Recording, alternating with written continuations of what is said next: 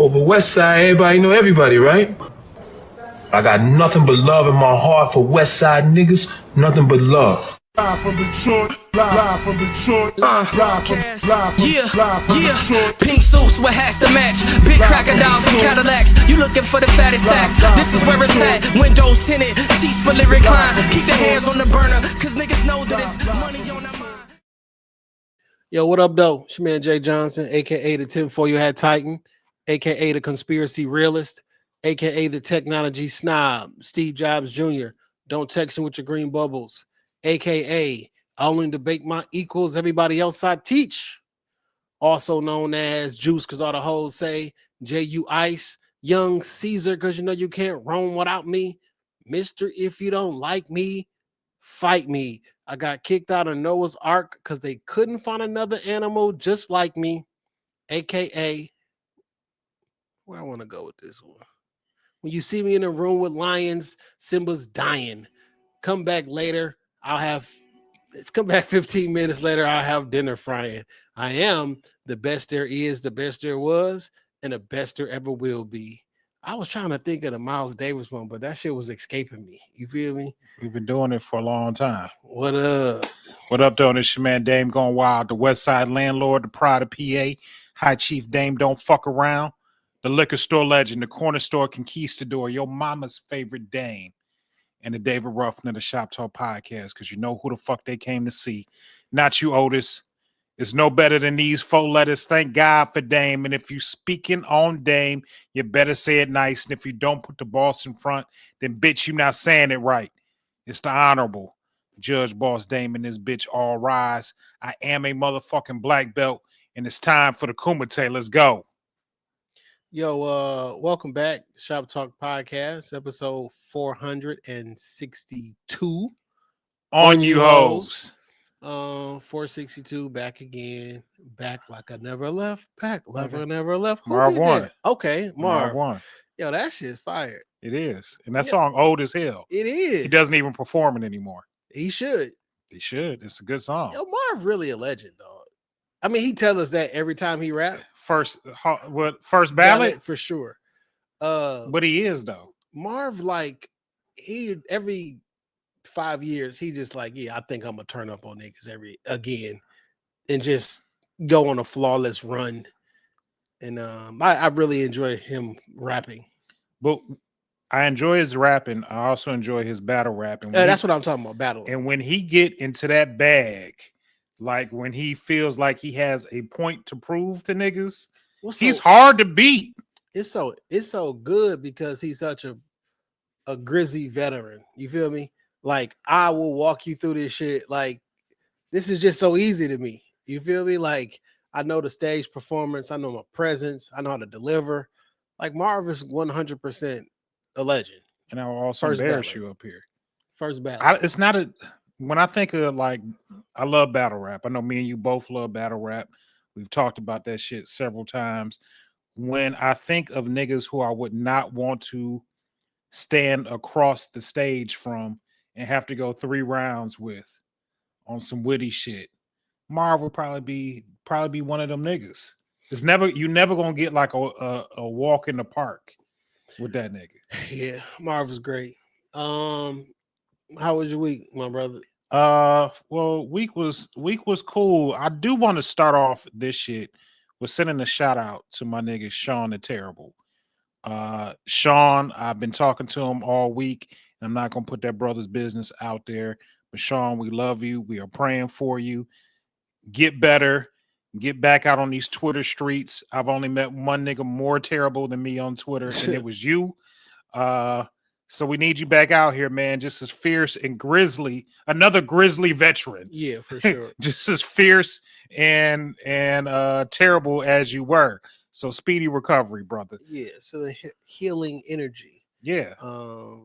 Because we all need it, but for sure this time. And then kind of a caveat to that. I want to shout out to the homie Raphael Wright, who had hit me up because I told you a few weeks ago I went to the men's circle at the Hyatt Healing House. There is another meeting coming up this upcoming Monday, February the 24th, from 7 o'clock to 8:30 p.m. Men's Circle Talk is at 31 Cedarhurst Place in Detroit, Michigan. Where is that at? It's right on the edge of Highland Park. Because I'm like, I've never heard of Cedarhurst. And like I can hear it.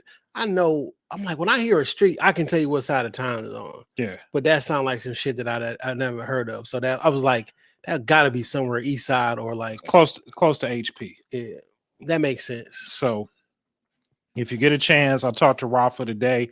He was kind of getting the menu together and what we were gonna have. And even shout out to him too. I know he had some recently experiences some loss in the family, and he just a good brother, man. And I want to continue to, hey man, I just want to continue to uplift everybody, but especially my guys, because we are heads of households, we are leaders in our homes, jobs, communities. You know, we got these kids that we got to take care of and looking up to us. We got ladies in our lives, women, you know, baby mothers, whatever relationship it is, we got people that depend on us. And all you got sometimes is your health and a clear state of mind. And you just gotta, as we get older, because shit, my nigga, I'm 43, and we get into these ages where, you know, health shit is just a little bit more prevalent. So, you know, I'm encouraging all my guys, even if y'all don't make it out to the men's health circle, you know, go see your PCP. It's the beginning of the year. And I say it all the time. You pay for them benefits every 2 weeks when you get your motherfucking check. Unless you work for the plant, you don't have to pay for benefits. But you pay for them benefits every 2 weeks. You know, them kids go to the doctor. They go to the dentist.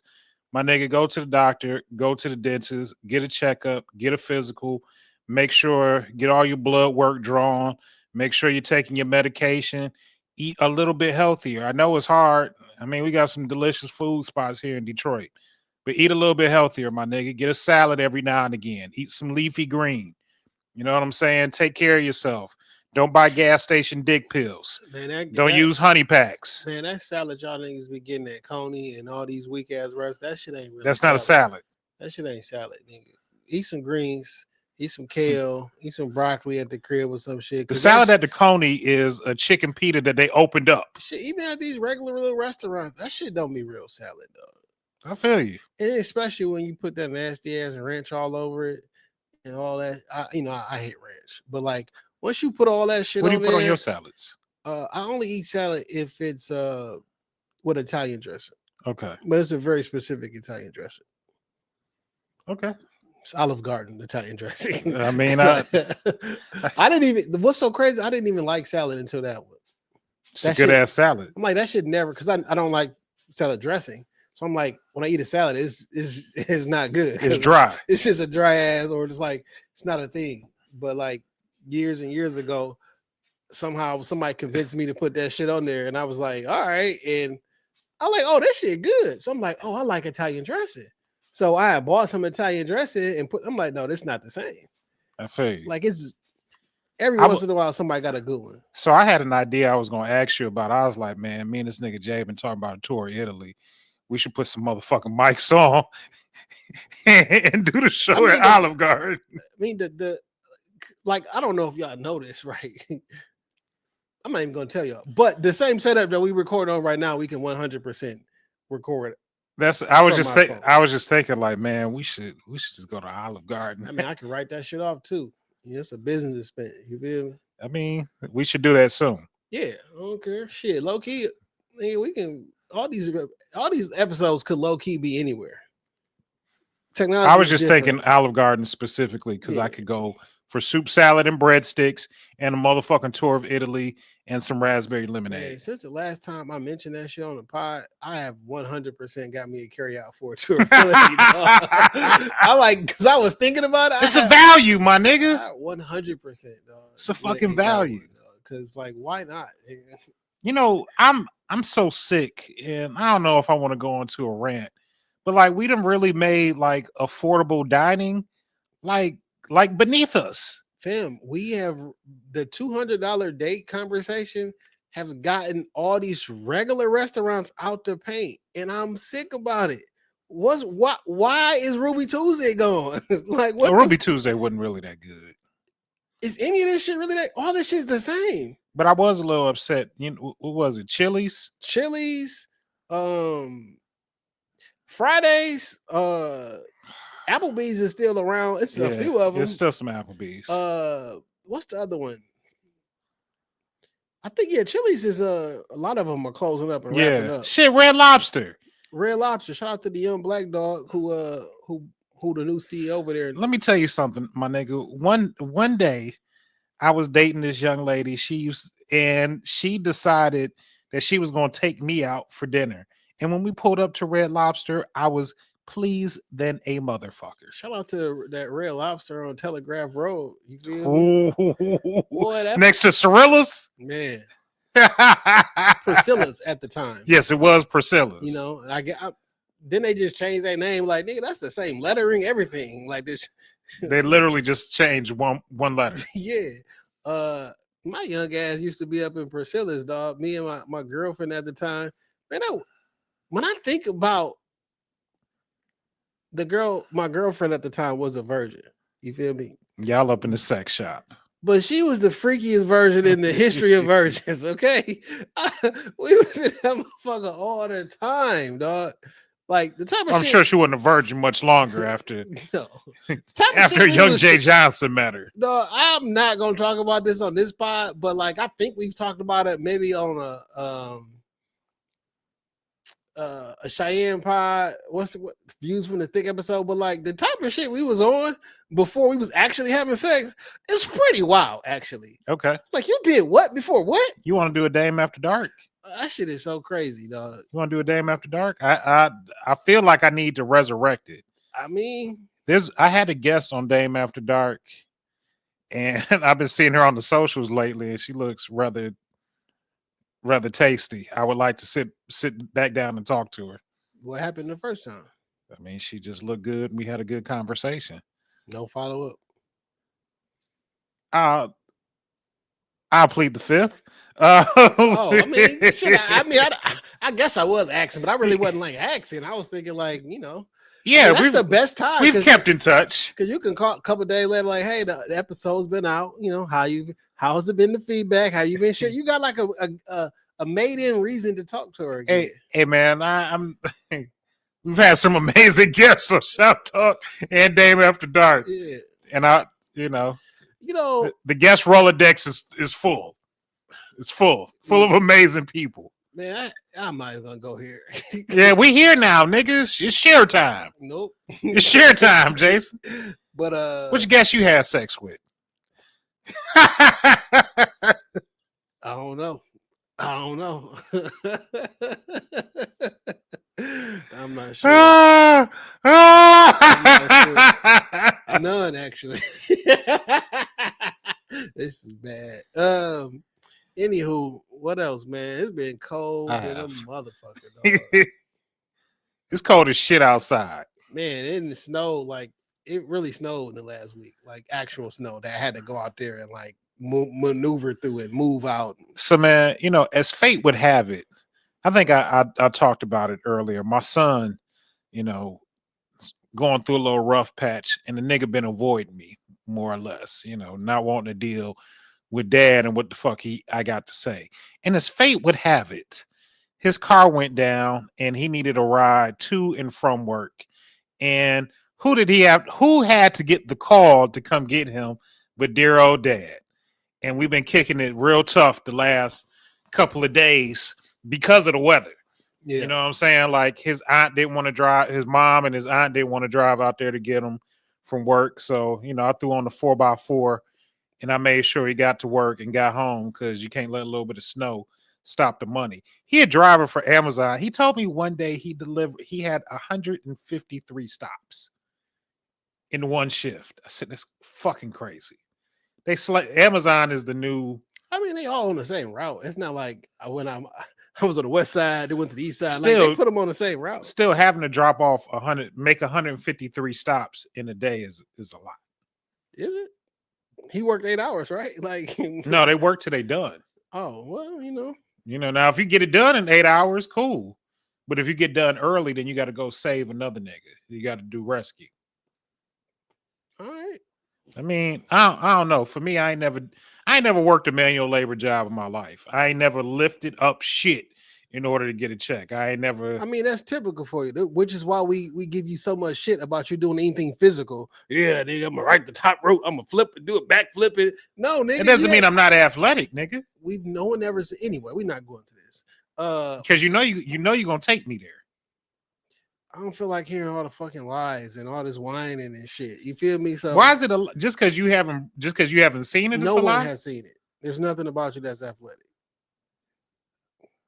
No one even seen you run before, nigga. Yeah, little. Not even a jog, my nigga. Like it's because I'm not in a rush, my nigga, and I'm sure, and I'm faster than niggas. I don't have to. I've heard all the quick comebacks. I've heard them all.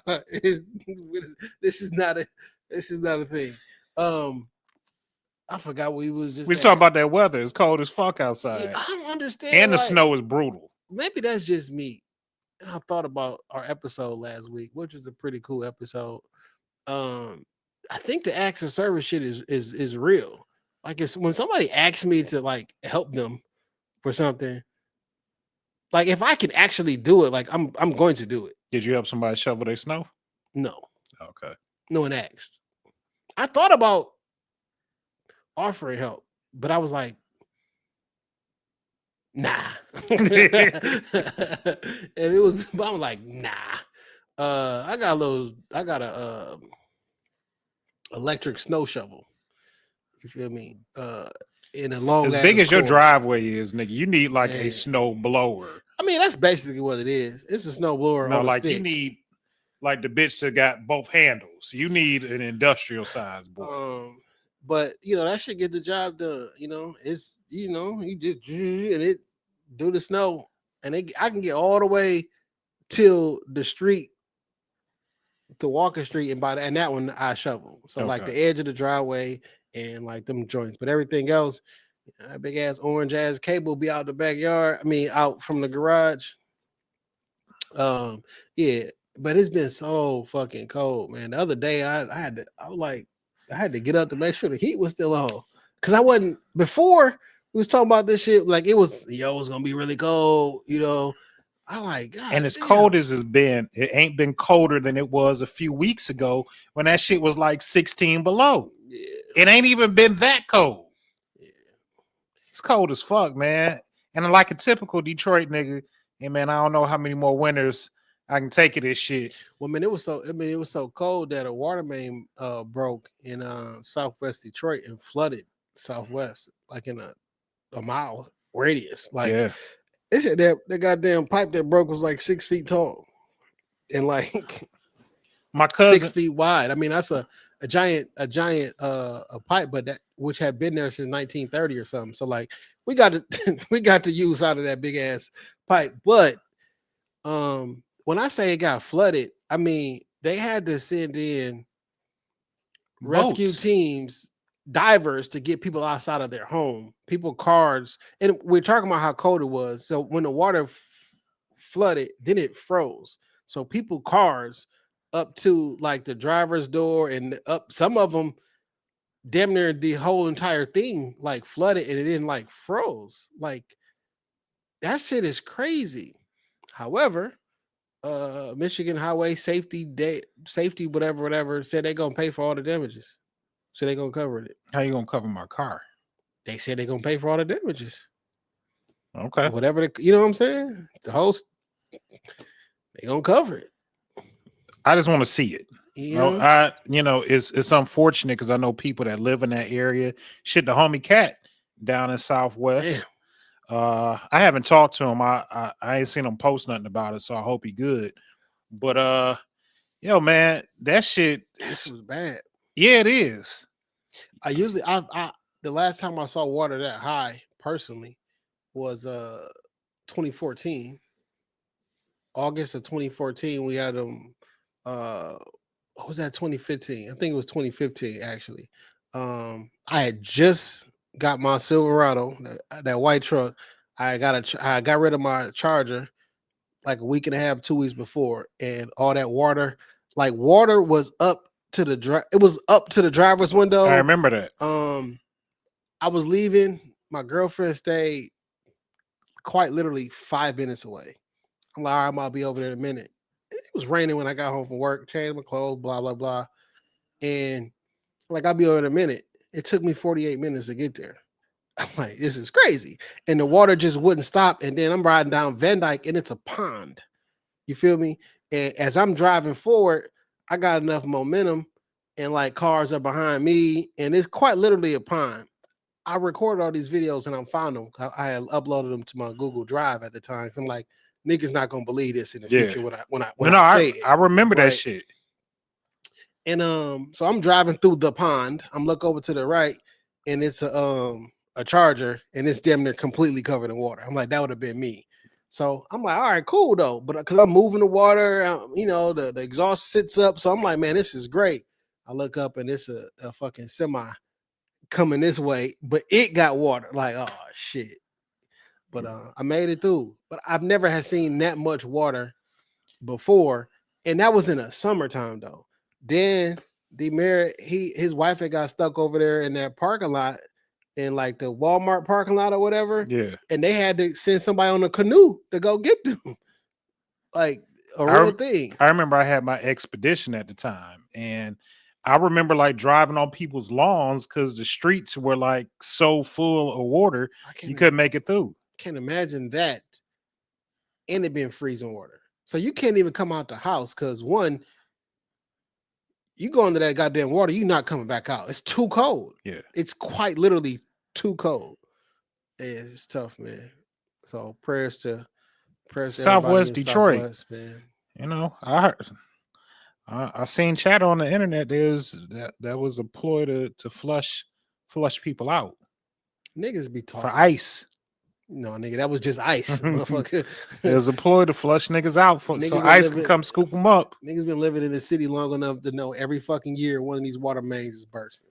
For sure. What's fucked up is that we've been living in the city long enough that there's just certain areas of the city that's gonna flood. I mean, these pipes,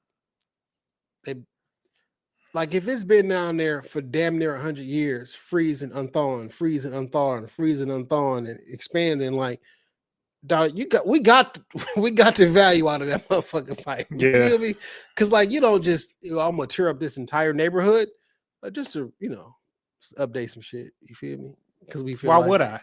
Why would my taxes, cause people to update the infrastructure around my house? But how would I? But if there isn't like a water pressure issue or there's nothing wrong, should I just go tear that bitch up just to go see it? Also, but I would think like after so long, it should be like a certain level of maintenance. So point in case, like my front lawn, one day, like I noticed that the lawn was gradually getting browner. Now I got a dog and he usually piss in the back, but I was like, God damn, like I'm doing shit to try and keep the grass. Are you relatively decent? What'd you do? I water it a little bit. Yeah, when it rained, I watered a little bit. But anyway, the grass was getting like more and more brown. Come to find out, there was a gas line leak underneath the grass, and they tore my whole shit up to fix the gas line leak. Now they going up the whole block tearing niggas shit up to fix the gas line. Yeah, we don't want everybody to die. I know, but I'm just saying, like, what type of regular maintenance can you do to prevent shit like that from happening? An ounce of prevention is worth a pound of cure. Like, what can we do to prevent? Don't do that to me. Don't do that to me. I saw you roll your eyes. I mean, you got the one-liners for sure. You go ahead of them. I can't argue with it. You know what I'm saying? You got a one-liner that fit. All right, you feel me? I can't say that. You getting sick of them? Is that what you saying? No, I mean, okay. That's my thing. Okay, that's my thing. I get up here and rant like Dusty Rhodes or motherfucking. You know what I'm saying? I get it. This is when I get behind this mic, I do that thing. But I don't know, man. You gotta wait till a motherfucking pipe burst. You know what I'm saying? I just feel like that's probably the worst way to handle it.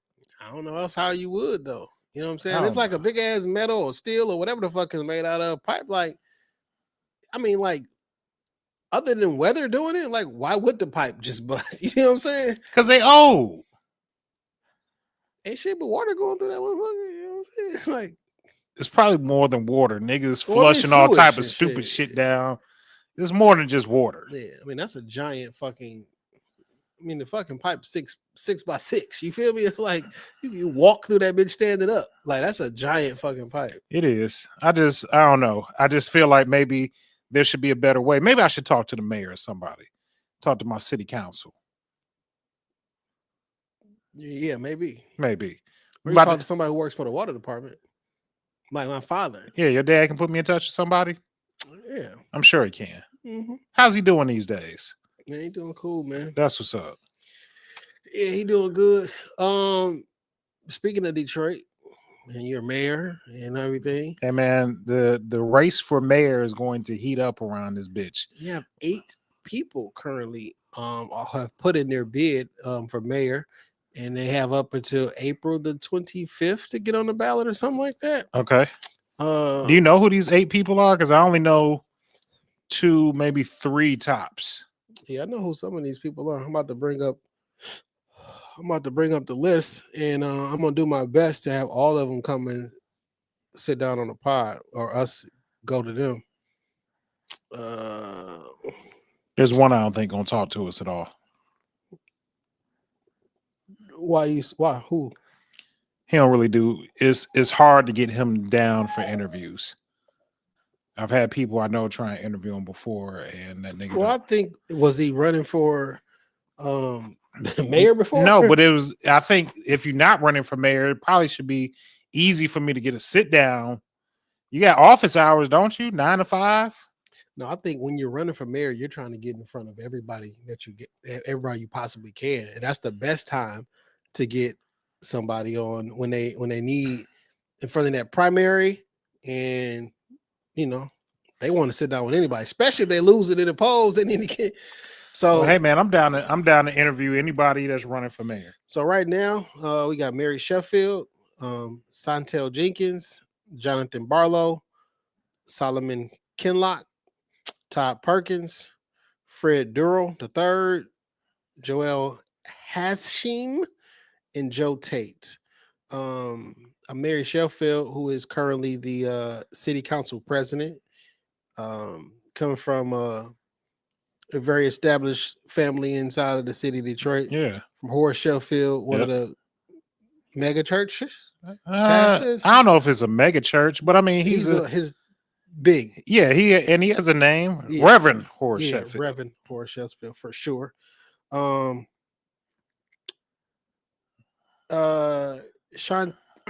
Chantel Jenkins, not as big of a presence, but I want to say that.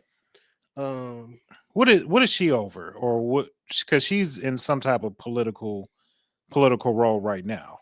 Yeah, I don't know her. Is she on the city council?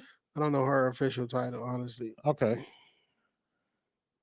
But the big name that kind of dropped down recently is city council. She has been city council president. Okay. Before. Then we have Jonathan Barlow. Kinlock just announced yesterday in a big event. Now, Todd Perkins, you know he's the lawyer. Yeah. He I want to sit down and talk to him because he was in the courtroom when my brother went to prison. Oh, okay. It wasn't his case, but I could tell, like he was like, I don't know. I would love to talk to him. But I've been seeing him, I don't know, 20 years, you know what I'm saying, around. He's a lawyer, if I'm not mistaken. He was defense attorney as well. Okay. And possibly a prosecutor. I don't know. But I would love to, chop it up with him because there's so many different factions and pieces that run a city. The judicial portion is very, very important. Absolutely. Lawyers and big time lawyers and the whole 9 yards, like that's a very, very important piece. And they have information that we don't have, from contracts to legalities, stuff that may be sealed, and they in a lot of rooms where they hear a lot of deals and a lot of things discussed that we'll never be privileged to. yeah. Fred Durrell III is a current city council member in District 7, budget, finance, audit chair, planning, economic development, vice chair. I'm going to enjoy this race because it's not a bunch of random names. There's some random names in there. Yeah. There's not a bunch of random names in there. Like, these are actual people around my age and a little bit older, but that are actually doing different things in the community and different things in government already. You've mentioned this before, and I think it definitely rings true, especially with this upcoming mayoral election, that we are at the age where, like, we know a lot of these people. Yeah. Or we know people that know them. They're around our age. I can pick up a phone. I think we older than Mary Sheffield by a year Are we? or two. Okay. Yeah. 'Cause I think she went to school with some of my people who like 2 years younger than me. Yeah, she was at Southfield, if I'm correct. Southfield High. She might have went to. Did she go to something? She ain't go to no Cass Tech. Anyway, continue. Okay. To me, though, you know, the real big names in this, or the biggest name to me to come out of this recently, is Reverend Solomon Kinlock, who is pastor of Triumph Church. I believe they have, they got at least 4 campuses. It might be more than that. But Solomon Kinlock and Triumph Church, and he has a tremendous following because I don't know if we want to call them followers, but just the amount of people. They followers to me. Y'all go to his church. Yeah, just the amount of people that attend Triumph Church. If you're not in the local metropolitan Detroit area, Triumph has several different campuses. I think he does 4 to 6 services on a Sunday, every Sunday. It is our mega church here in Detroit. Yeah, one of them. But I mean, many. But when you say everybody, if you talk to somebody and they say they went to Triumph or they go to Triumph, it's like, oh, okay. Everybody goes there. So I mean, you just hear the term Kinlock. Yeah. I remember when I first started hearing this name, 2012, 2013-ish. Mm-hmm. And some of the younger girls at work, I go to Kinlock. It was just Kinlock. I'm like, yo, who the fuck is Kinlock? Yeah. You feel me? And so he's been in the community giving away, and shout out to them, right? I was thinking, like, man, how do you go against a pastor? One of probably the most popular pastors in Detroit. You know what I'm saying? They put you in I can see that anybody going up against him can place you in a very precarious situation, because do you sling mud? Do you point out discrepancies? And will people who quite literally follow him feel like that's an attack on them, or like you're attacking my pastor or I don't know how that works. I don't think maybe sling mud isn't the best term, but you do have to you got to use things to your favor and to your advantage. And one of the big things that I think is going to come up is that he just recently got a Detroit address. He is not a Detroit resident, not full time at least. Yeah, man. But so for me, how many of his churches are in the city of Detroit?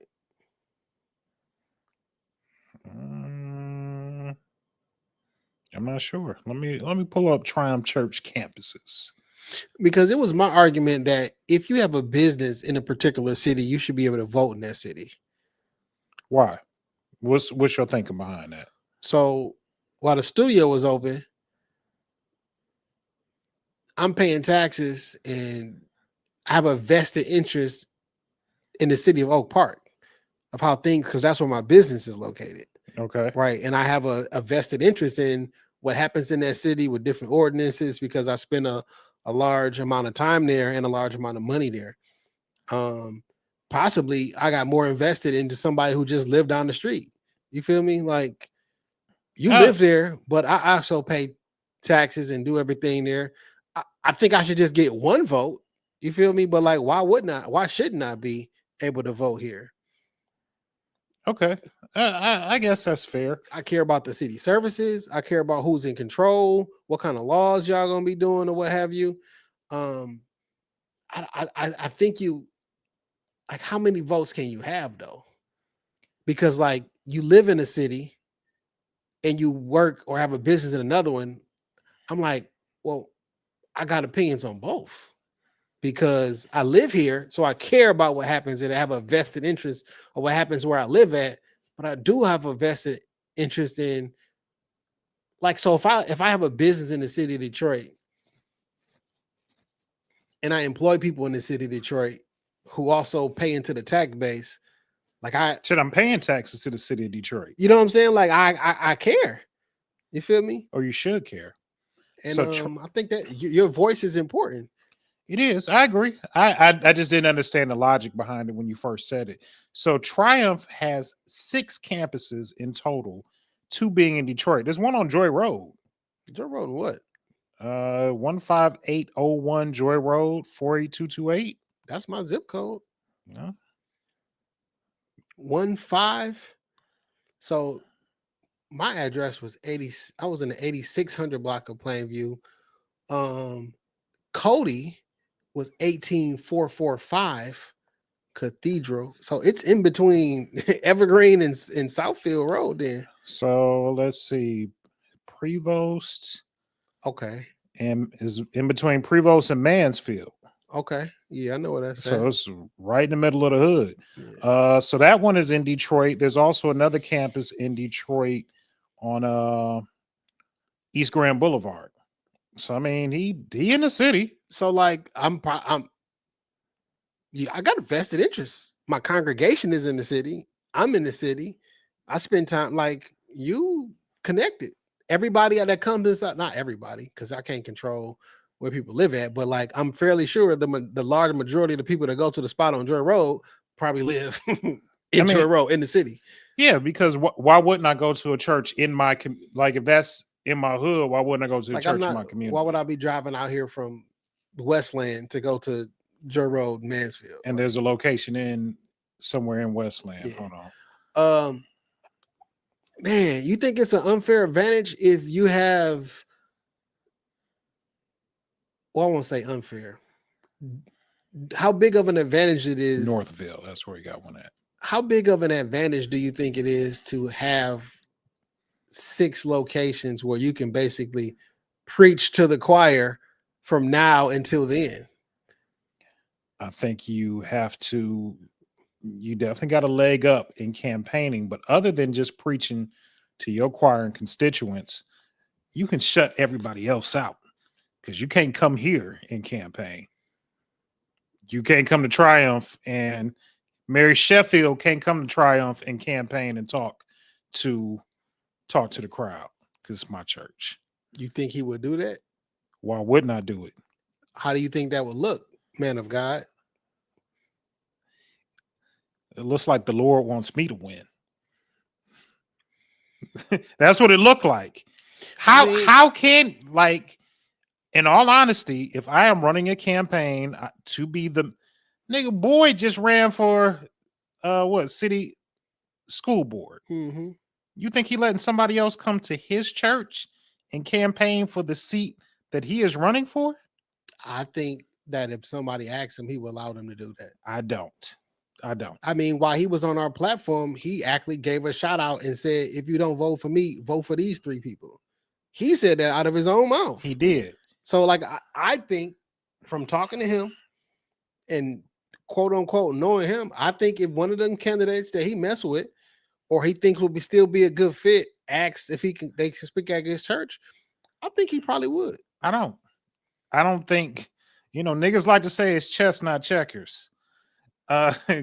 Everything I got from him was like, what's for me is for me, and my timing is my timing. So I feel that if God would like me to be the next mayor or whatever, I don't care who he bring up. I might bring this person up there so he can fall. Like God gonna do what he gonna do. We speaking in that terms because we talking about pastors, Yeah. right? I don't think like how could you believe in God that tough and think that that's gonna be the determining factor? I don't. Mm-mm. I know you wouldn't for sure, right?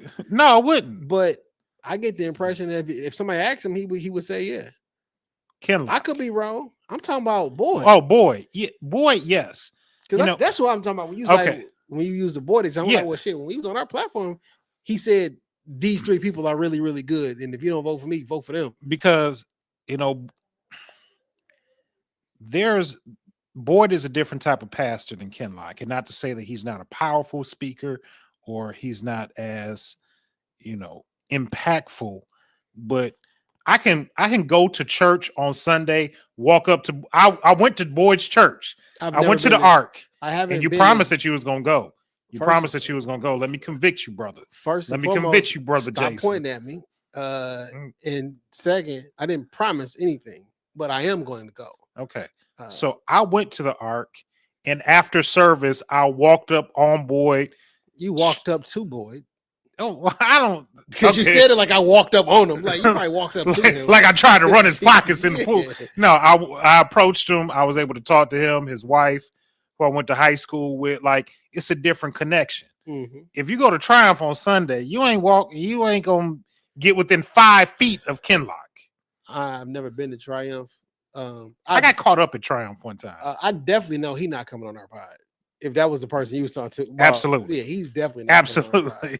Well, I don't know. I said definitely. I don't know the man. He could. I know somebody that works inside the church office. I'm gonna hit her up and see how possible it is for us to come there and interview him there for our podcast. Yeah, I mean, where else we gonna talk to him? He only gonna do it. He only gonna do it in the neighborhood grocery.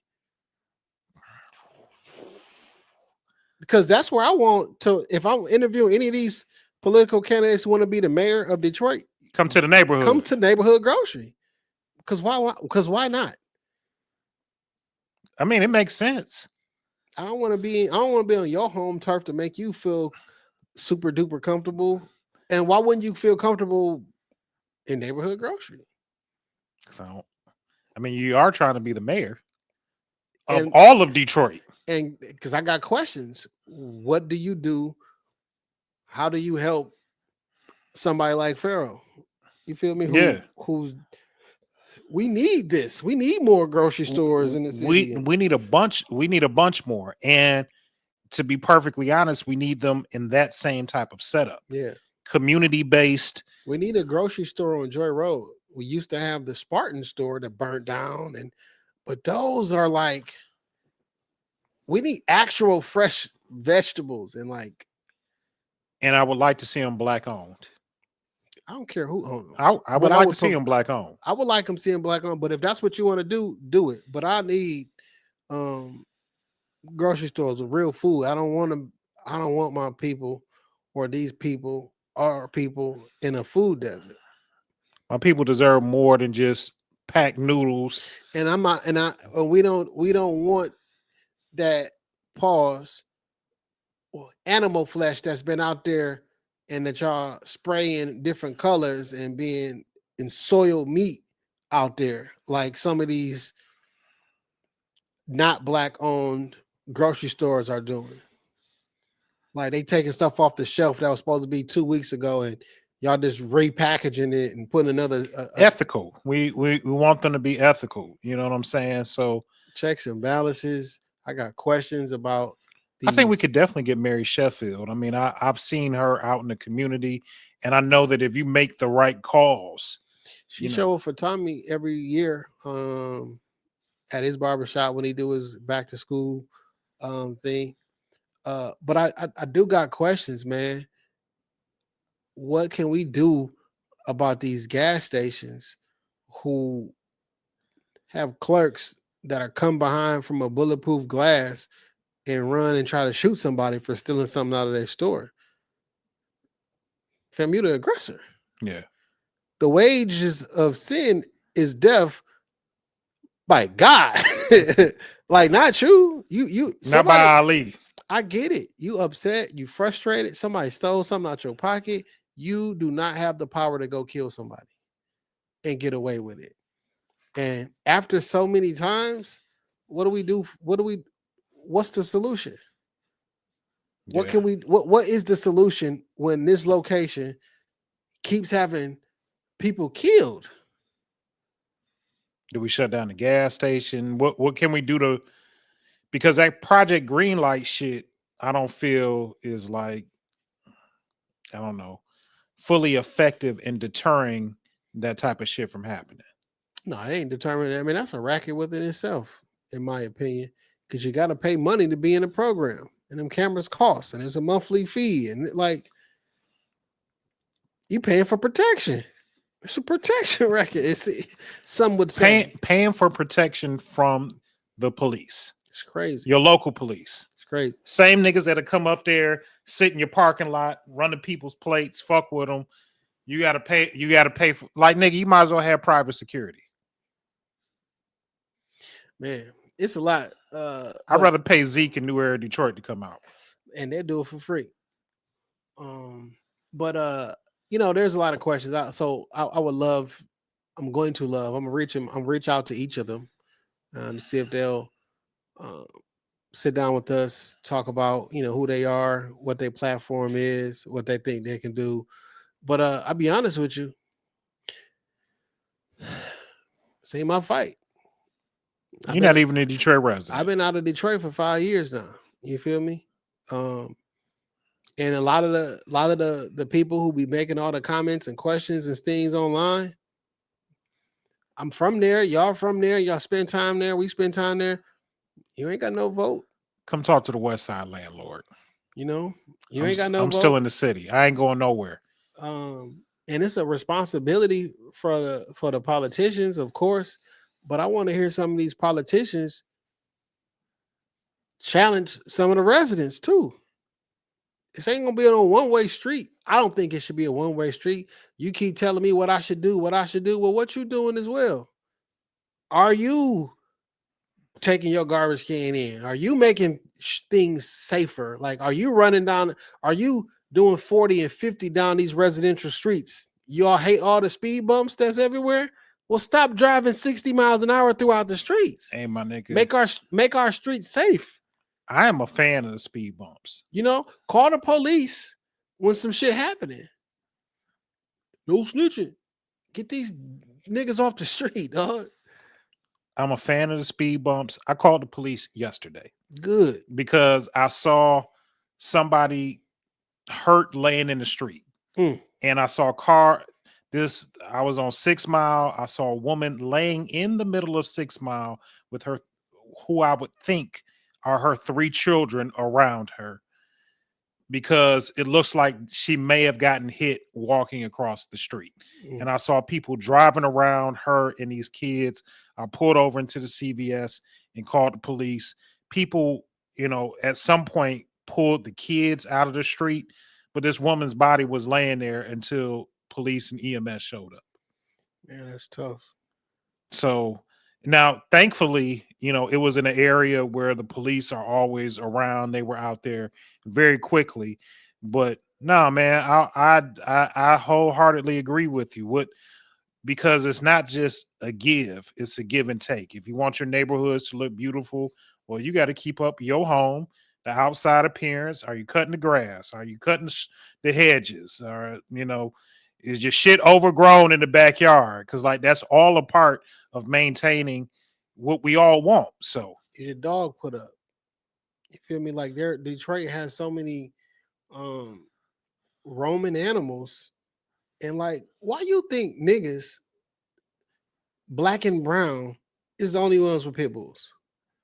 Like, what the fuck is it about it, dog? They're good dogs and they're easy to train. So why do only black and brown people want them? And because they cheap.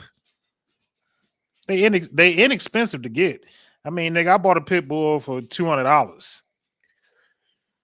Man, it's better place. It's better things to do with $200. I love my dog. I'm sure you do. But most people can't take care of one. You know, like most of them don't. They're spending $200 on the dog, but none. You won't spend $200 on dog training or like it's just bad. Well, $200 on a new fence. I need a new fence right now. But like to keep your like that shit dangerous, man. We done seen a lot of deaths and maulings from dogs. Look, man, somebody at my church got mauled by a dog leaving church service. That's crazy. Leaving church service. He got mauled by a dog. So the church. So I mean, it's you are correct. There should look, man. We just all got to do our part to maintain the city that we claim that we love. I'm a lifelong Detroiter, but I have been guilty of being a nigga that leave his trash can out for 2 days. Or you're not a lifelong Detroiter. You stayed in Westland or North, whatever the fuck. I stayed in Canton for like a year and a half. And that's not lifelong. You took a break. You wanted to get out the hood. I never changed my address. You wanted. I never changed the address on my license to get a better life for your children and your wife and your child. You left. I did. Then I came back. Yeah. You know, shit ain't sweet. Shit ain't sweet just because it's the suburbs. So I came back. All right. Don't judge me, nigga. No, I'm just trying to point out facts. And I'm just trying to let you know, don't judge me. Nigga, I'll judge. I don't care fuck. We listen and we don't judge. Nigga, I listen and judge. I judge a lot of this shit. Speaking of judging, what do you think about this situation? So I told, this is not me. So I told my 19-year-old that she should pay $100 a month for rent. And now her and her 16-year-old are saying I'm a bad mom and I'm trying to get money from her. Mind you, rent is $1,550 where we stay in the motherfucking hood. My plan was to move into a better area where the rent would be about $2,500 a month. This past year, my light bill has been $400 to $800 a month. All my bills get paid. I'm on no assistance. I've never received child support from them either. This is not including their high maintenance hairdos, clothes, shoes, none of that. I work like a motherfucking dog as a CNA, sometimes working 2 jobs at a time to maintain. I don't see the problem with her paying $100 a month. Damn, am I wrong? Her thing is, I'm saving all my money for a car and I'm going to find an apartment. I said, okay, I won't say the girl name. You've been saving for a car for 2 years. And in those 2 years, all I see is packages every day in the mail and you DoorDash and crab legs, Qdoba and Chipotle. Rolling my eyes emoji. I don't like bringing my business to Facebook, but my mama is gone and I need some real advice. Am I wrong for wanting her to contribute? I mean, she makes $19.50 an hour. She works full time. She has her own space. I don't see how I'm bad for suggesting this. The comments was tearing this girl up. Do you think $100 a month is unreasonable? Not at all. Not at all. First of all, as a parent, it is my job to prepare my child for the real world. Yeah. There's nowhere that you're going to want to live that's only going to charge you $100 a month. Secondly, it costs to live anywhere you go. $100 a month, I can understand too, because this is very funny because I know a situation like this right now. I know a young lady, a woman I used to date, our age. She has a daughter that's 23. She asks for $200 a month. The young girl act like the $200 a month is killing her. And that's her whole argument. I need another car. I'm trying to move out to get my own apartment. Okay. This young girl also works full time, but she liked to spend money. She liked to go out every weekend. She liked to go to Truth. You know what I'm saying? She liked to, wear 30-inch weave. And she does not understand that you can have those things, but you also you just got to budget in life to whatever you do. Maybe you can't have those things. No, and you're right, because life is about sacrifice.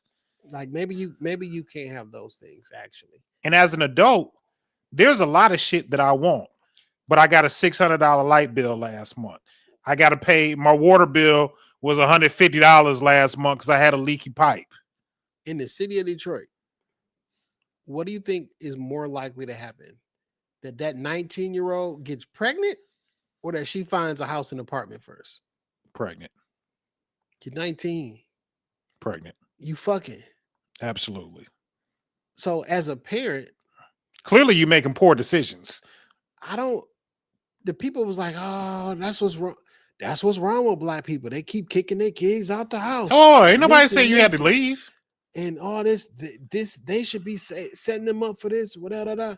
How can I set you up when I know you're not saving any money? You don't have a habit, or there's nothing set up where you actually have to budget. Oh, I got to put this money to the side because I owe it to this bill, to this or that. Also, like $100, I'm about to increase my rent by 1,000. Nigga, your $100 is not really making me or breaking me. And I'm probably taking y'all with me. You definitely taking they can't live on their own. You definitely taking the kids with you. You feel me? This sense of entitlement, I didn't hear anything about it. Well, I did hear anything about a father. They're not getting no child support, so there ain't no father in the house, which is crazy. Yeah, there's no father in the house, or he's not paying no child support. It's just no father. It's crazy. Like, what are y'all doing? Like, y'all know when you start fucking raw that you're gonna probably hit a baby. Like, it's not like some shit that just started happening during the pandemic. Like, this is what has been happening since the beginning of the time. You fuck, a baby comes out, right? I just don't understand why niggas be so shocked that the girl pregnant. I get it. You're not ready to be a father or some shit like that. But why are you so shocked? Like, this how it works. Because in your mind, you like, no, I pulled out. No. It's a lot of shit that be sleeping out before the big sleep out. You feel me? It's a lot.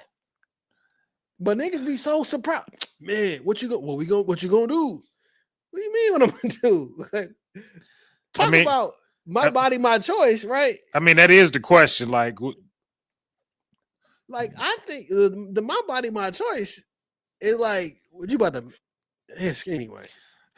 Come on, Jay, be the villain this episode. No, I'm not being a villain. That'd be a villain to niggas. Like, if it's her choice and she doesn't want to go through an invasive procedure and had a baby killed. Okay, my nigga, I mean, it's logical. I don't want to kill the baby. It's not she like made a choice. And it's my body. You're gonna make me go through a medical procedure? Just on the other side of that argument is like, y'all gonna make me carry a baby I don't want. On that other side is like, my nigga, why would you fucking like? It's not like we don't know already. Like, quite literally, 99.9% since the beginning of time, this is how it's happened. Like, look, man. According to the story, it was only one motherfucker that was made without smashing. It was Adam. Jesus. Nobody had sex to make Jesus. But somebody still got pregnant. They did, but nobody had sex. But I'm saying a baby came. So life comes from babies. You say without smashing, nigga. Nobody hit Mary, not even Joseph. That's not true. It's like, no. What's so wild is Joseph. Anyway, we're not getting to the theology of the whole thing. That's fine. But back to this $100. It's a raindrop in the middle of the motherfucking ocean. Give your mama $100. Just plain and simple. Find a bill equivalent to $100 and pay it. You know, I had the same not even an argument, but like my daughter, she's in college, and semester will be over in May, and we're talking about, what you gonna do when the semester over? Are you coming to my house? You going back to your mom's house? And she said, I'm gonna get me an apartment. No, you not. I know. I let her cook because she is my child, so I know she talking crazy. You know what I'm saying? If that's one thing I gave them, it was ridiculous confidence. So she's like, nah, I'm gonna get me an apartment. I said, cool, my unemployed child. You're gonna find a job that's gonna pay you enough to pay, let's just say bare minimum $1,100 a month in rent after you've never paid rent before in your life. And I told her, great, I want you to get you an apartment if that's what you want. Beautiful. But when you get your apartment, some of the bills that I carry for you are going to transfer over to your apartment. I pay the kids car insurance, and I cover two of them on my cell phone plan. So like when you move, those will now be your bills. She had a fucking hissy fit. She's like, you trying to prevent me from moving. You trying to hold me back because you don't want me to move. And I had to politely tell my daughter, Nigga, you can go. if $200 is holding you back from moving, because your portion of the car insurance is $80 and your cell phone bill about $60. So let's say $150. If $150 is preventing you from living on your own, you're not equipped to live on your own anyway. But just so we clear, nigga, you can go. Yeah, you can. but this stuff is gonna go with you because once you leave, I'm turning off your cell phone on the family plan. And she is still in the family though. She's still in your car insurance. Take your car insurance. You can keep her on the cell phone plan. You gonna do something to my bill? Well, how I'll do something to you? I mean, I just feel like she should at least kick in on her cell phone. Is that asking too much? It's the same thing. I'm asking you to do something very minimal, especially if you want to be an adult in your mind and live on your own. Well, I understand. Car insurance, that's your car. That's what you gotta do. You know what I'm saying? From the cell phone side, if she was like, fuck it, turn the cell phone off, you would want to be able to be in contact with your daughter. Absolutely. I would go. You would pay $60 a month for the ability to talk to your daughter. Nigga, if she stopped sharing her location with me, I would go ballistic. Yeah. But that your car insurance, you gotta take that, my nigga. That's just what it is. Well, I don't know. It is what it is. It's very nominal. What I want people to stop doing is acting as if, because people say this all the time, and I understand why people say this. That's the reason. That's what's wrong with black folks. Y'all kick them kids out when they're 18 because niggas are poor and they can't afford another grown mouth to feed. They couldn't afford it before. Like sometimes people really just be poor. Yeah. And the reason I need you to kick in is because niggas is poor. And you can act like you don't know that you got family that's barely making it and everything like that. You can act like we don't know that's true. In front for the gram and everything is all. Niggas be poor. And you eat more as an adult. You use more energy as an adult. Niggas be poor. So the whole idea, y'all just be kicking them out. No, I can't afford it, my nigga. I asked you to chip in. And honestly, not even chip in. I'm just asking you to. In my immediate family, and I say immediate family, I mean like my mama's 9 brothers and sisters. I don't know one person that was kicked out the house at 18. Not a thing. Now, did people leave at 18, 19? For sure. My brother left at 18, got married at 18. He was out the house. He didn't get kicked out. The nigga had a baby and got married. Most of the men in my family either went off to college and got married while they was gone and never came back, or like none of them got kicked out at 18. Even my mom's 9 brothers and sisters. I got a black ass family. I know that shit be sounding like hunky dory when we talk about on the pod.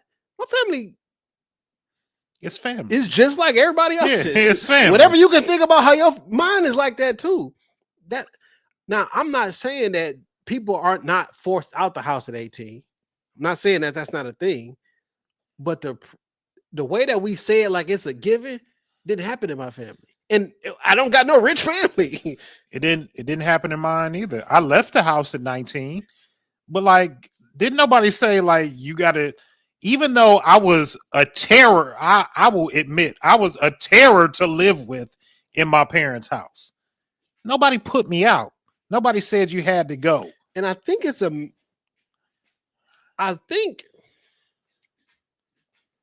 man thing or a male thing. Absolutely. Because like when a young man is 18, 19, 20 years old, I wanted my independence to an extent. I was using my parents' house just to sleep for a couple hours and I was gone. I had a girlfriend. I would go to her house, her part. She was so fucking mad at me that I wouldn't move in with her. I still was like, I can't move in with a girl. My parents gonna be mad. You feel me? And you grown. And when me and my brother moved together, that probably ended our relationship. She was so mad. Why would you leave your brother and not with me? Yeah. No, I know. The idea of I'm like, and I get it now. Like, yeah, my parents would have been. I'm like, nigga, what? Because your parents, I get how I sound now, but I didn't want to let them down. And plus, I'm glad we didn't live together. You feel me? But I feel you though. At 17, I felt like I was a man. I was a man. I was working full time, 2 jobs. I had a sex life. Same as you. I would come home, shower, and sleep. 7:30, I wake up, go to school, do whatever I got to do. I'm not walking back through the door till 10:30 every single night. This is my last semester in high school. I mean, yeah. So, my senior year in high school, I never really had issues or whatever. I'd be like, hey, Dad, can I borrow the truck? I'll go over such and such. All right. I'll be back later. You feel me? Like it was, but then after I'm out of high school, I worked 2 jobs, 2 and 3 jobs. Like I was always working. If I'm not at working, I go to her house. Like I'm maneuvering. You feel me? So it wasn't ever like a thing where I just gotta stay here. It was time for me to spread my wings and shit. I wasn't kicked out, but sometimes you got to pitch in. Yeah. What do you won't want to help your mama though? Like if like for real though, like if your mom needed help, you wouldn't even help her? Nigga, just even on the smaller scale, you like Frosted Flakes and frozen pizzas. And you see your mama going grocery shopping every other week. Can you just at least kick in on the shit that you want on the grocery list? And that'd be the thing for me, right? If mom asks you to kick in for whatever they can, what if mama say, oh, we got to go 50-50, right? No, that's not ideal, like at all. Yeah. That's a lot of pressure to put on. Because I mean, rent $1,550, you go from 0 to $750. But what if mom said, I need help or we getting kicked out of this place? You won't help your mama? Like that's your mother. Now I don't know what kind of relationship y'all got. You feel me? Because that plays a part into how I look at my mom and your dad and da da da da. If let's just say hypothetically, my mama said, if I don't have no help, if we don't get this amount of money, we ain't gonna have nowhere to live come the first. I'm gonna do everything within my power to make sure we're not on the streets. I'm gonna do my part. If my dad called me right now and said, son, I need you to move back home. I know you got the house, the whole 9 yards, but I need you to move back home because I can't afford this, or like I'm gonna lose the house or whatever. I would consider moving. What I'm supposed to do? No, I feel you. Let your dad be on the streets. Let him go to a shelter. Let him stay with somebody else. Nah. Like, what am I supposed to do? I would probably ask him to come live with me. Yeah. But that means the house is gone. Yeah. If you live in here, you're losing a house. Like, so, like, what is this life about? Like, you wouldn't help your mom or your dad? It's that whole thought process of like living normal. Cause like how we was talking about like the regular restaurants closing. That was just a normal time.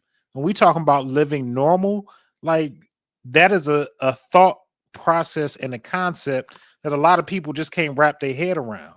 Look, in the society that we live in with the current economic straits, if you're able to survive and run your household just off what you make alone, great. But the overwhelming majority of us need 2 incomes in order to stay afloat. And there's no shame in that shit. We need 2 incomes in order to stay afloat. And if it causes for you to pay $100 or just any nominal amount in order for your family to stay afloat, why wouldn't you do that shit? I don't get Just it. why wouldn't you do that shit? I don't get it. I mean, is that shit like, do I want to live with my parents at this age? No. And you know what I'm saying? Want to get married and do all the other stuff? No. But also, like this, I guess it depends on the relationship you got with your parents. But like, what we doing? What we doing here though? Hey man, all I know is that I love, both my parents is gone, but when they was here, I love the fuck out of them. And if my dad would have asked me to come home so he wouldn't lose the house, shit, I'd have packed them kids up and we'd have been up over there. Just plain and simple, we'd have been there. We ain't gonna lose this bitch. Yeah. I was looking for this one video, dog. I can't find it though, so I'm gonna let it go. Oh, here it goes. I want to get your thoughts on this quote unquote viral thing. Okay. Did he put this shit in here? Oh,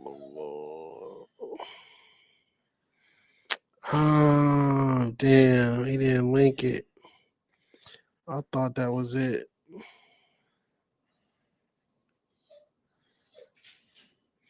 Oh well. Somebody broke down that your grandfather did not take better care of your grandmother. And it was just because they lived in an easier time. And he broke down like some math and some statistics as far as like what the average cost of a house was then, what the average income was, what the average cost of a house is now, mortgage, and what the income is, and like the average cost of a house now to 30 years ago in 1995 has more than 8 times. It is increased 8 times over, and the average income hasn't even doubled. Yeah. And it was like it's quite literally not the same thing. It was just different times, right? So of course, $600 in 1995 isn't the same, right? But everything has increased, costs has increased, but minimum wage and the average income has not. It's barely creeping up. So I think like the average income like in 1995 was like 30 something thousand, and right now it's like 54,000 or something. The average mortgage was like I forget the exact numbers or whatever, but I remember my dad vividly telling me, like, when we moved into the house that I grew up in, he was like, look, man, my previous house, I was paying $200 a month in rent. When we moved into our house that we lived in, he said, man, he said the mortgage quadrupled to $800 a month. He said, I didn't know how we was going to make it. yeah. And I think about like those, who wouldn't, we lived in a 4-bedroom house. Like who wouldn't, nigga, if you could get a 4-bedroom house today for $800 a month, nigga, the landlord would have to drag, the bank and a landlord would have to drag me about that bitch. You know what I'm saying? I ain't going nowhere. I'm gonna stay here forever. Yeah. Man, I wish I had And plus your granddaddy didn't pay for no fucking sew-ins. He ain't paid for your grandma nails to get done. Your grandma asked your granddaddy for $200. He'd have beat her good. He'd have beat her good. well the comment was in that time, the times were a little bit simpler and people just kind of like live with inside of their means. Like, so they weren't asking for a Gucci, like your grandma with a Gucci bag was not a thing. Yeah. Like, not that your grandma didn't have nice things, but like grandma didn't have a Gucci bag. My grandma didn't have a Birkin bag. Like, come on, like cut it out. She might have, nigga, I remember my mama got a Coach purse for Christmas and she cried. Like, because it was nice. Grandma had nice things. Yeah. Because my grandma had like, my grandma gave all her daughters fur coats. You know what I'm saying? That's nice. But grandma didn't rock red bottoms. Like regular items whatever. So that was the conversation Yeah. around Jay. there. So today I came across something. I was today years old when I found this out. I did not know this was a thing. Go to Crystal Judy's Instagram. Oh, you in her close friends? Mm-hmm. All right. Go What's to up, Crystal? a post, and it's a white man talking. Okay. He got like a suit on. I think she said this like the white Kevin Samuels or some shit. Is it her personal page? Yeah. Or okay. All right. Play that in the microphone. Okay, I'm just trying to find a white man. Oh, black suit. There's no white Now, man. granted, There's no white man. You on know the what? page no more. Because when I responded to it, it was like 16 hours. It was so it's probably gone. Yeah. And my phone is actually recording, so I can't get to it. Damn. So long story short, the nigga was like, this is a gay man too, by the way. Gots to be. Was like, any man ever asked you, I didn't hear this the first time, but he did say any man ever asks you how much you make, it's because he's trying to figure out, he's scheming on you. He's trying to figure out how much less he can pay and blah, blah, blah, or whatever. So I went to the comments, and in the comment section, I swear to God, I didn't know this was a thing. In the comment section, everybody was not 100% of the people or the women. There's 1,800 and something comments. I did not see a dissenter at all, by the way. Okay. They said, don't even ask me what I do for a living. I didn't know until today years old. As a man, you can't ask a woman what they do for a living, or that means you're poor, you're broke, and you're trying to figure out how she can pay half your bills. Flabbergasted. So I sent it to a few women that I appreciate their opinions on life. Mm-hmm. And when I sent the one, it was like, no, that's a thing. I had to listen to the video again because the video said, if a man asks you how much you make, then I say yes. You on some first date shit. Wow. One, I've never asked any of my girlfriends ever how much money they made. It quite literally, I've never asked it, never tried to. I'm gonna touch on that in a second, but go ahead. Or whatever. But the comments said, don't ask me what I do for a living. And I'm flabbergasted because I thought that was regular conversation. You don't even want to be asked what you do for a living. You're a stranger. What should I talk? What's your favorite color? What's your favorite juice? You know what she wants you to ask? Like, my Cash App is $, and these, Sexy Lexi 316. And these were not black women. Some was black. This was majority like white women too. Saying, and don't like, ask what I do for a living? Yes. Because this was, I'm flabbergasted right now, my nigga. I was on white Instagram. You feel me? I was on the white side. I didn't know. I did not know this was a thing. And they was all, yes, whatever the nigga name is. Oh, I love his lives because da da da da. I'm like, oh, this really is the Kevin Samuels for the white women. You know what I'm saying? I was looking for like, all right, I see all people agreeing. I'm like, all right, this is gonna be a comment in here that I can relate to, I can piggyback off of, whatever. Nigga, none. So I'm like, then I thought to myself, Mayonnaise Mike knows something we don't know. I watched Pop the Balloon or Find Love, the one with Arlette, right? Like the original one. Yes. Love the show. Great. Love it. Watch. The very first thing they ask, what do you do? What's your name? How old are you? And what do you do?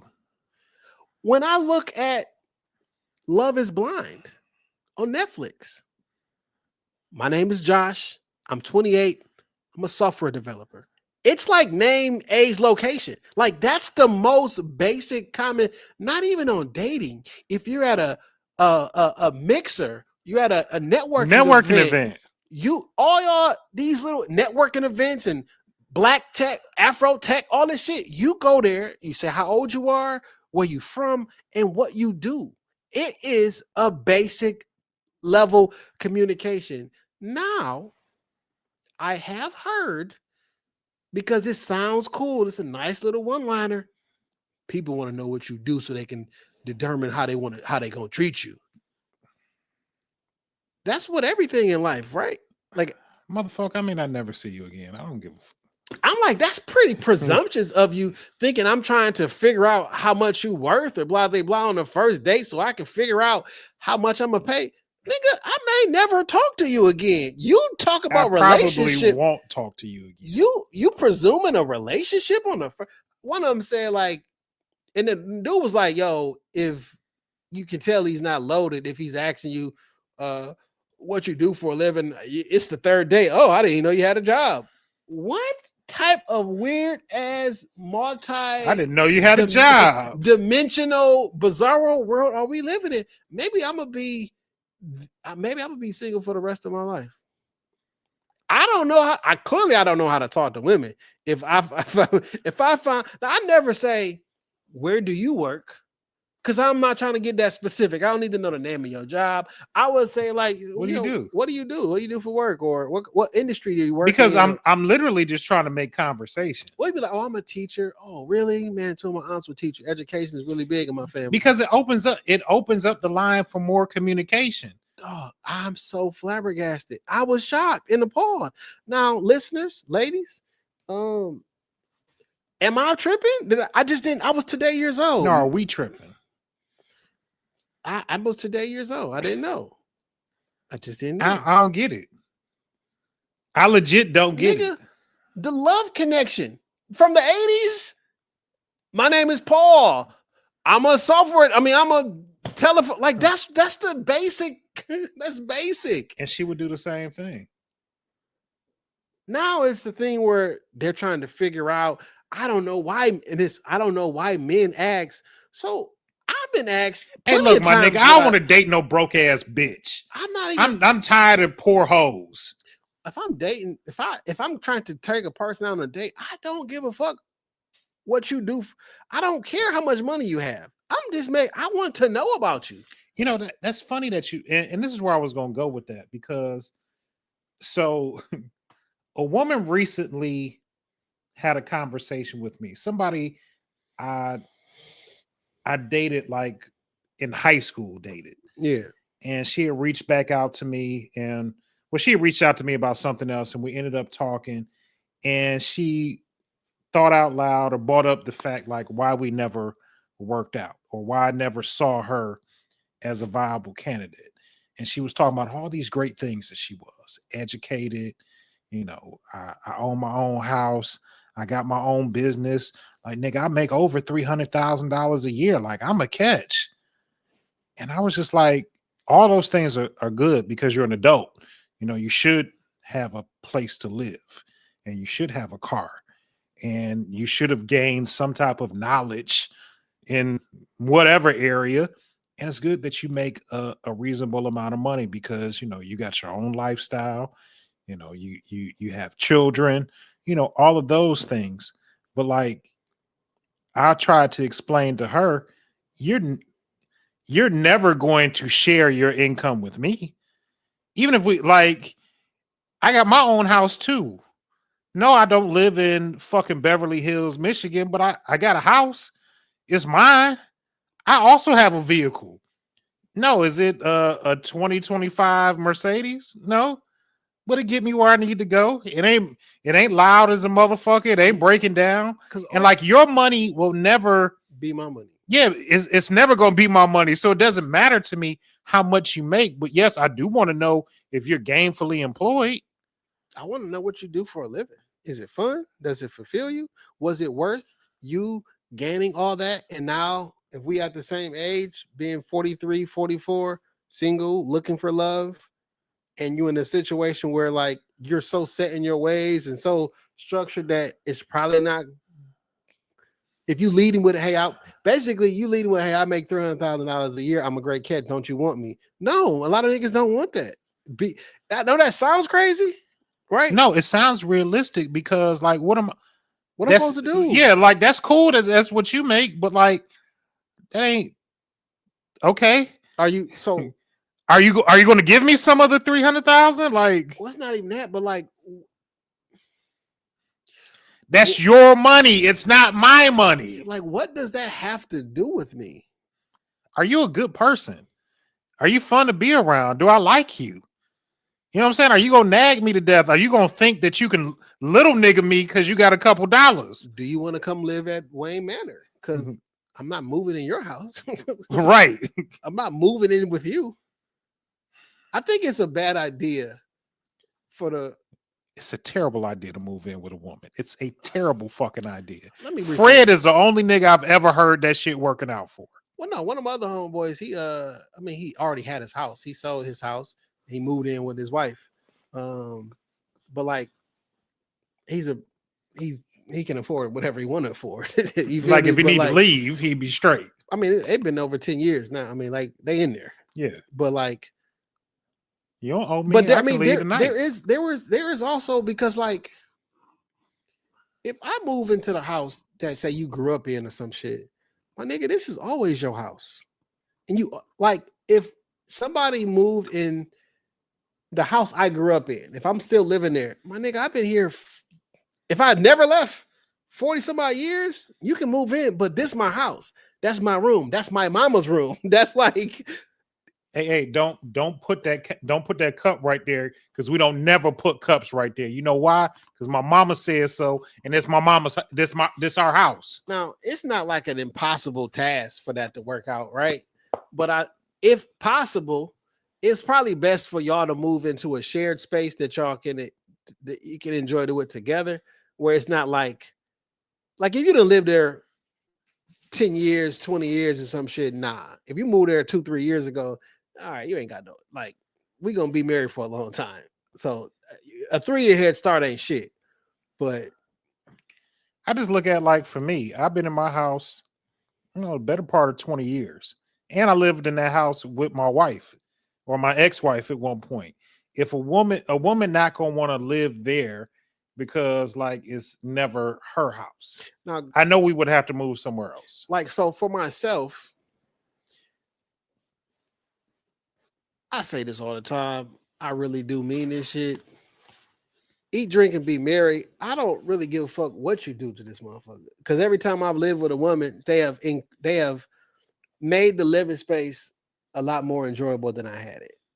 Okay. Have I gotten better at making my living quarters enjoyable to me? Sure. But a woman's touch is a woman's touch. It is. You feel me? And so a motherfucker can move in here all she wants to. I don't care. I welcome it, right? But old girl leading with like, y'all make 300,000 is great. That's like a nigga leading with his money and then being upset that a girl wanted him just for your money. Fuck, yeah. You know, but you lead. I had a conversation with somebody today. Niggas who lead with money, I'm not mad at because it's a part of the game. Speeding up the process. Why wouldn't you lead with your advantage? Facts. When I think about like a peacock, like the animal, the bird, you know how they get pussy, right? They spread their wings and they show what they got. And the woman picked the nigga that looked the best or whoever got the flashy shit. So like, if me and you are here and we relatively equal, but you got 300,000, I'm leading with the 300,000. Yeah. Because it's going to make me stand out. And I want to mate ultimately and spread my seed. It's built into us. The reason that we attracted to the opposite sex, because ultimately you want to mate so your body can reproduce. That's just how we designed. We designed to be together, to reproduce, to keep this shit going. It's just like a virus who wants to replicate and move, replicate. And when viruses think they about to die, they get weaker and weaker because they like, hey, nigga, if I kill all the hosts, then I'm gonna die. Yeah. So I get weaker and weaker and weaker. That's what the scientists say. You feel me? So I'm not mad that a nigga will lead with what their advantage is. So if I'm about to have a fight and the nigga is mad stronger than me, right? We can't fight head up, but I'm faster than you. I'm agile. I'm not gonna have a toe-to-toe fight just because. No, nigga, I'm gonna use my advantage, which is speed. Yeah. So if your advantage, Because if you grab me, you're gonna use your advantage, which is power. right? So I may be charming, I may be attractive, or can have a conversation, and that's not fair to a nigga who not that. But if that nigga want to lead with his money, more power Hey, my to nigga, you. this is what I got. Yeah, This is what I got. You use what you got to get what you want. So God made me funny and quick on my feet. I used to be like, man, this motherfucker out here flossing his money, and nigga, if he ain't had that motherfucking money, baby, wouldn't have that hoe. Then I thought to myself, But he does have the money. but I thought to myself, I'm attracted to a shapely woman. You feel me? Like I like curves. I like the physicalness of a woman. Amen. Right? Yeah, it matter that they got to be nice and sweet in the whole 9 yards, but that's not why I came over here. I came over here because I like what I saw, my nigga. Yeah, everything else is gonna work out. I like what I saw. So you might come over here because I got the money. You like what you saw too. And then you come over here and then you have a great time. Ain't nothing wrong with that. I used to be like something wrong with that, but like it ain't. Hey man, it's sales. This is what I'm selling. Some niggas sell with laughter. You feel me? Some people get you laughing and joking and with humor. That's how I'm successful. You know what I'm saying? Is let me get you talking. I can get anything out of you. You feel me? Some people is straight numbers. Listen, this is how much you're gonna save over 12 months. Dun, dun, dun, dun, dun. You gonna that car over there is 74,000. I can get it to you for 62. You know what you can do with an extra $12,000? Strictly by the number. Nigga, whatever it takes. Some niggas. And you adjust your sales technique depending on who you selling to. Steph Curry can shoot the fuck out the ball. That's his strong shoot. Nigga, I'm shooting this bitch from anywhere on the floor. Vince Carter can jump high as fuck. I'm just gonna get my points by twos over you, and you can't stop it. Ain't neither one right or wrong. It just is what it is. Yes, we both playing the same game. So old girl leading with her money. Don't be mad when I take your money. I know, but don't lead with that. You know, and what's funny, this was years ago. I was dating this woman and she ended up getting this really lucrative job offer out in Salt Lake City, Utah. Like where she was gonna be making shit ton of money. And she was from Detroit, and she was like, come with me.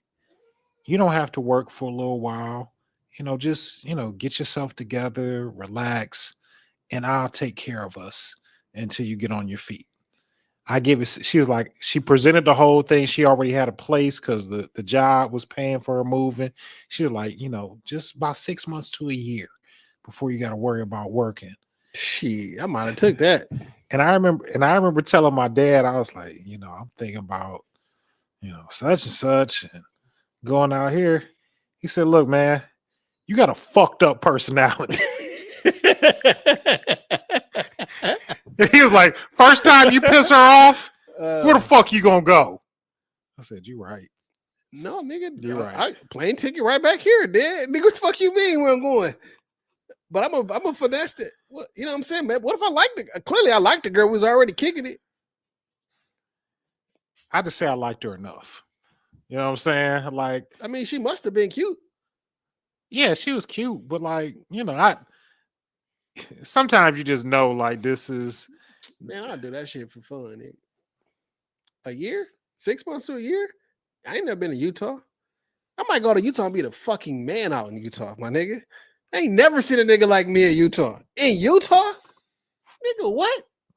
Only black people they see out there is the jazz. Man, I might have all the fucking Mormons out there. The Mormons kind of dangerous, dog. Not kind of. Fuck that. Them niggas is dangerous. But yeah, I don't know it.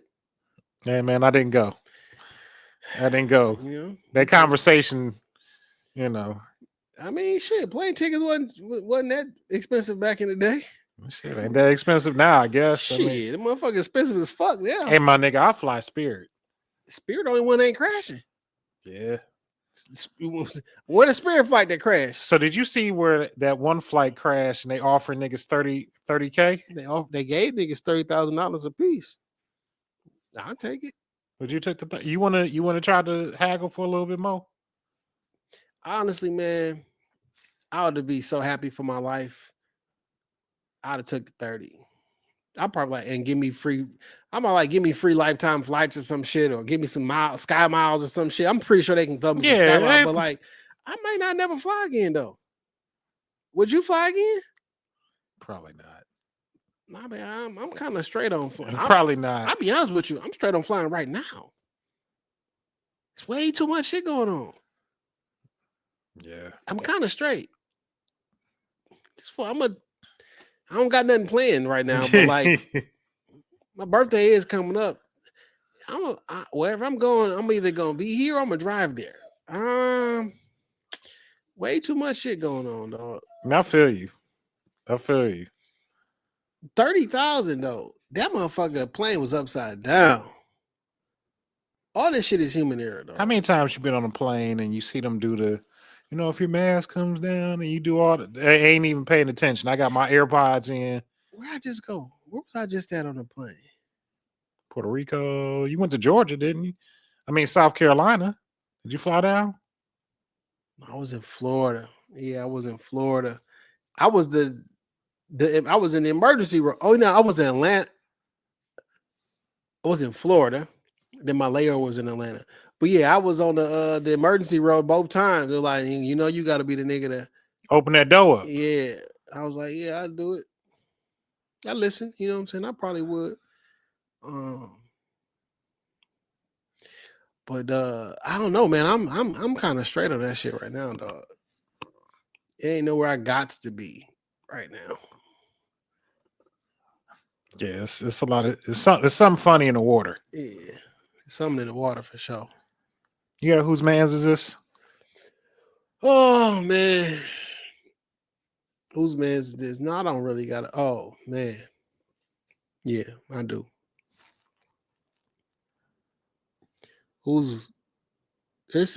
I've never in my life seen a situation like this, dog.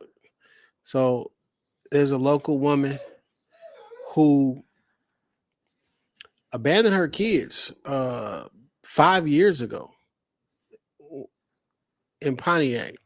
She left in the pandemic when her children were 10, 7, and 3 years old. Left, abandoned them, and dropped food off on the front porch for 5 years. The kids were living in squalor with trash and feces everywhere. The girls are sleeping on pizza boxes. Yeah, the son is 15 years old, but keep in mind, he was 10 years old when his mama left. It was like a 15-year-old, a 13-year-old, and like a 7-year-old or some shit. The two girls never went outside the house. The boy went out the house 2 times. One time because he wanted to fill with grass. And one time to check the mail. In 5 years. Yeah. They would just DoorDash. And man, did you see the video and pictures inside the house? House is filthy. It was so much excrement in that. It was left them no cleaning supplies, no toilet paper, no feminine underwear, products for the young ladies. Nothing. They said the kids had problems walking because their toenails were so unkept that they had issues walking. And she just been posting on social media, got her hair done, got her nails done. She had another son, by the way, who was with his father, and nobody had seen them kids in 5 years. Hadn't gone to school or anything. And they said they think possibly because it was the pandemic, they got lost in the shuffle, not enrolling in the school, or what have you. But nobody had seen these kids. The father, and she lived somewhere else, by the way. So Yeah. she didn't even know that a location was still there. And she would come and see the other son, but like I just don't understand the level of craziness that's a part of it. Mental illness for sure. She gave the other son up, and the other two children were hid from their fathers.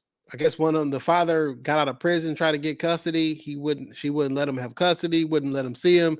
There was a court order for visitation and everything. She did not allow him to see the kids. So like on one that went to live with his biological father through the courts, he said, I'm having a hard time. I can barely afford anything. So he got full custody. The other two, you should have gave them away too. Like if you can 5 years, once a week, they would drop off food to last for the whole week. And most recently, they would drop off loaves of bread.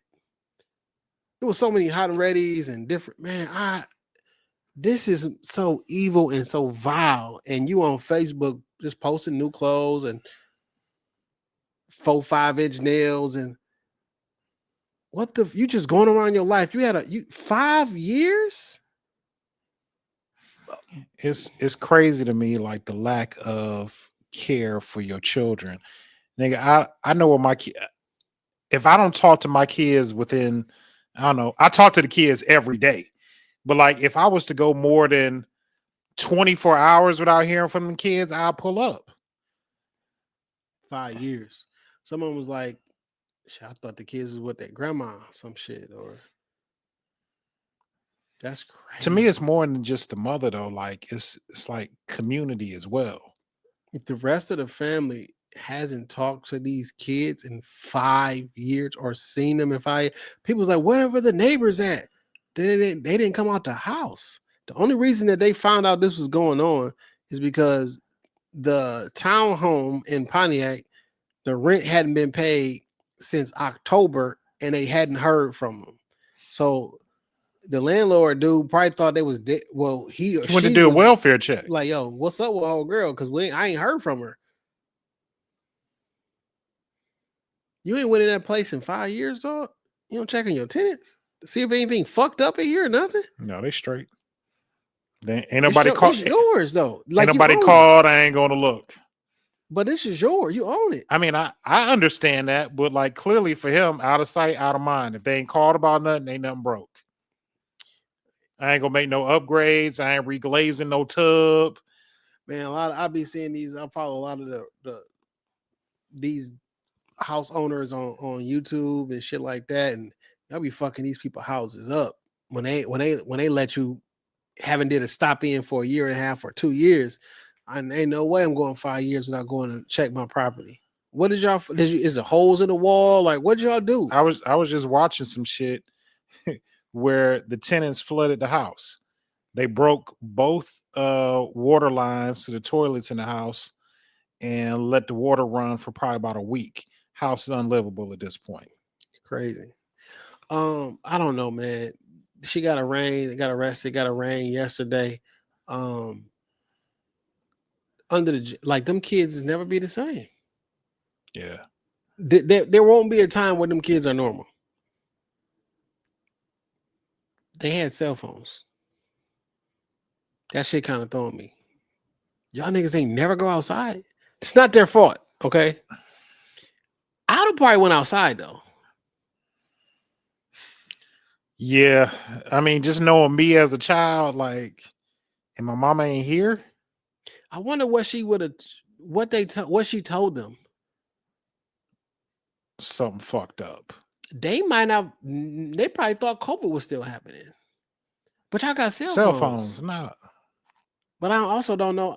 I mean, I know how I use my cell phone. But, I mean, I doubt that niggas are going to CNN. You feel me? Like, because you probably got the same mind state that you did 5 years ago. You didn't get smarter while your mama was gone. Probably regress. So you got the 10-year-old was responsible for the rest of the children. It's too complicated to it's too complicated and warped for me to wrap my head around. I'm glad that these kids are out this situation.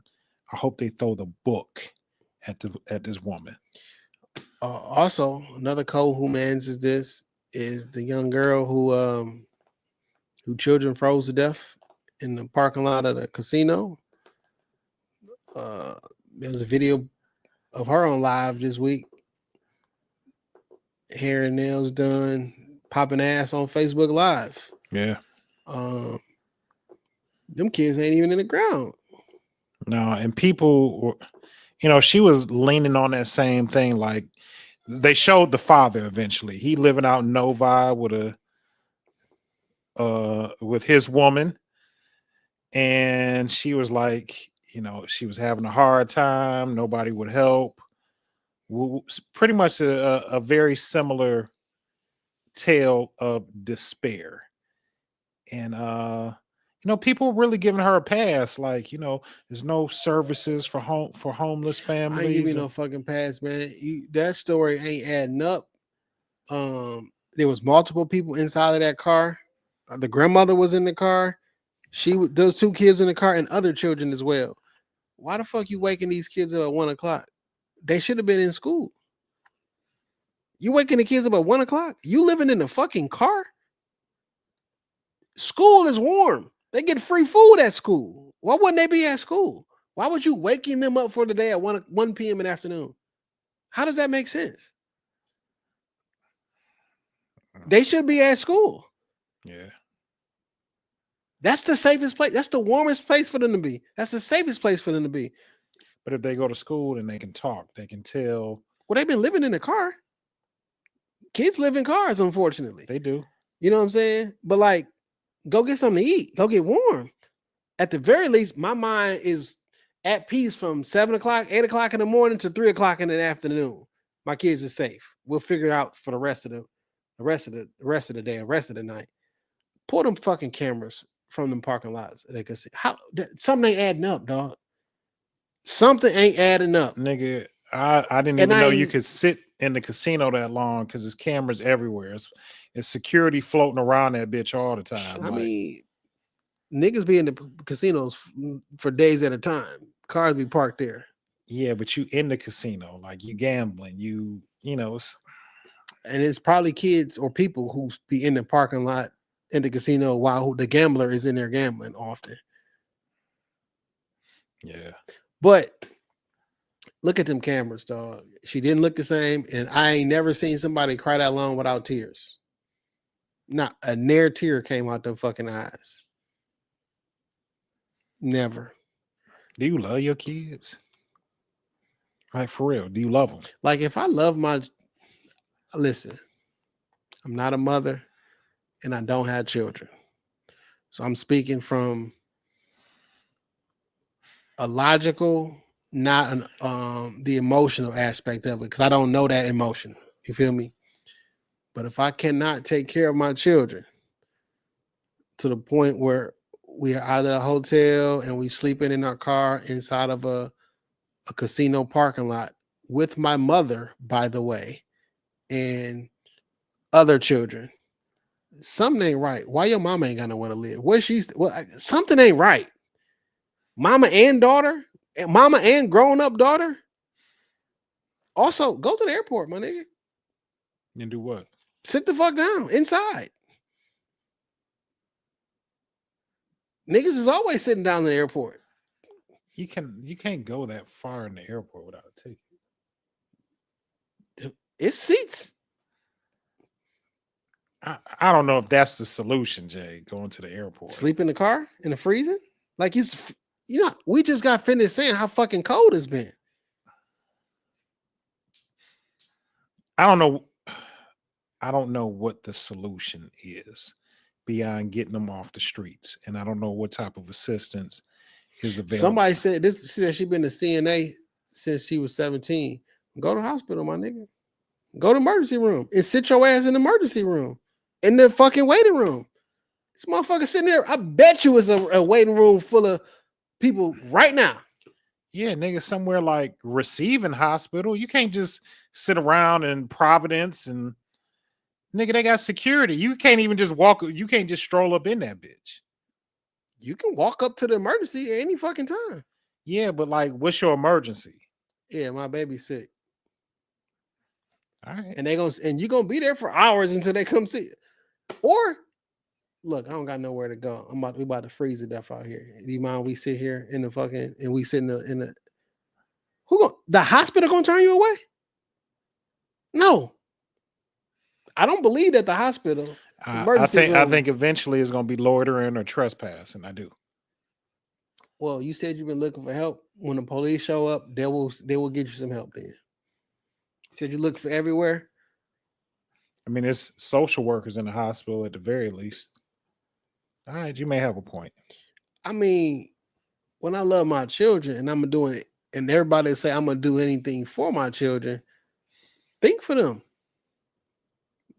Just use your brain. Think for your children. How do I get them scheduled or settled? I need them to get some warmth. Fuck it, nigga. I will. We in the urgent care to urgent care. Oh yeah, lead the forms. I'll be back. Like I don't give a fuck. Whose man's is this? Eating a slow ass meal at White Castle's, nigga. Yeah, give me another fry. Nigga, I done seen homeless people at the laundromat. You know what I'm saying? Now they'll kick them out eventually, but shit, they let them warm up in most places. They come in there late. As long as you ain't screaming or fucking with shit. Man, God bless everybody who's going through this, man, because I know it's not an easy time. You feel me? And I'm sorry that this has happened and it's happening to so many people that we ain't heard their story yet. You feel me? But whose man's is this? No real new music came across my timeline, but since we was talking about it, I went and found it. Marv 1, Right Back, is not available on Apple, but I found it on SoundCloud. I sent you the link to it, so throw it in the show notes.